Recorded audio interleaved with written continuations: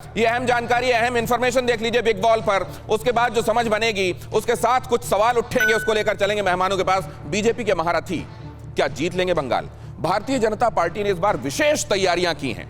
हर स्तर पर उन्होंने वो नियुक्तियां करनी शुरू कर दी हैं और वो फिल्टर लगाने शुरू कर दिए हैं ताकि गड़बड़ियों को रोका जा सके और चुनाव का बेहतर बल्कि बेहतरीन प्रबंधन किया जा सके। क्या इस तरीके से इलेक्शन मैनेजमेंट के हिसाब से जो स्ट्रैटेजी बनाई जा रही है, खास तौर से ये दो चेहरे जो बाजीगर माने जाते हैं चुनावों के, जीती हुई हारी हुई बाजी को भी जीत लेना जिनको आता है, क्या वो इस बार वेस्ट बंगाल के लिए भी फुल प्रूफ स्ट्रैटेजी बना रहे हैं? प्रधानमंत्री नरेंद्र मोदी जाहिर है ये सबसे ऊपर शिखर में आपको दिखाई देंगे स्ट्रैटेजी कमांड के हिसाब से। उसके बाद अमित शाह गृह मंत्री और जेपी नड्डा भारतीय जनता पार्टी के अध्यक्ष। लेकिन उसके बाद लेयरिंग कैसे हो रही है देखिए। कैबिनेट मिनिस्टर को भी पांच संसदीय क्षेत्रों का जिम्मा दे दिया गया है। कहा गया है जितने विधानसभा क्षेत्र आते हैं सबको देखिए और क्या स्पेशल तैयारियां की जा सकती हैं, कैसे समन्वयन सही हो सकता है, कैसे कोऑर्डिनेशन बिठाया जा सकता है, इस बारे में जिम्मेदारी आपकी होगी। और उसमें देखिए कौन कौन है।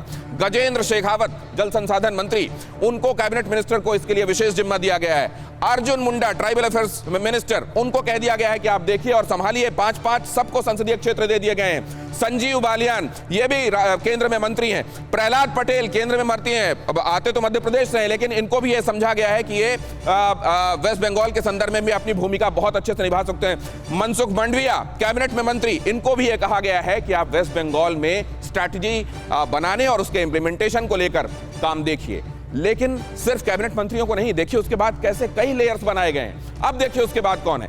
यहां तक आपको सब कुछ वैसा ही नजर आ जाएगा, लेकिन यहां पर आप देखें केशव प्रसाद मौर्य यूपी के deputy CM, Dilip Ghosh Bengal BJP के अध्यक्ष, यहां देखिए आप कैलाश विजयवर्गीय बंगाल के प्रभारी भारतीय जनता पार्टी के, नरोत्तम मिश्रा गृह मंत्री मध्य प्रदेश। लेकिन यहां पर नरोत्तम मिश्रा को जिम्मेदारी दी जा रही है भारतीय जनता पार्टी के वो ब्रेन्स के तौर पर जो बाजीगर माने जाते हैं, जिनको हारी हुई बाजी भी जीतना आता है। नरोत्तम मिश्रा को भी उन्हीं में से एक माना जाता है। बेशक वो मध्य प्रदेश से आते हो, लेकिन वेस्ट बंगाल की जिम्मेदारी उनको दी गई है।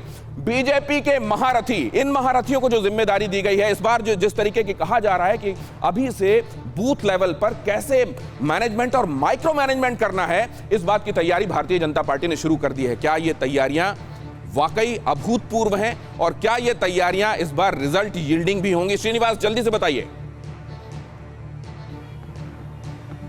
देखिए दिनेश, आपने जो तमाम नाम लिए, मैं आपको बता दूं कि सिर्फ ये नाम तय ही नहीं किए गए, जमीन पे काम शुरू हो चुका है। गजेंद्र शेखावत आज की तारीख में पश्चिम बंगाल में है, फरक्का में मौजूद हैं। आज रात्रि विश्राम वहीं के गंगा निवास में करेंगे और अगले 2 दिन वो यहीं रहने वाले हैं। वैसे तो कहना ये है कि वो अपने मंत्रालय के काम से यहाँ पे आए हैं, लेकिन गजेंद्र शेखावत ने बंगाल की धरती पे दस्तक दे दी है।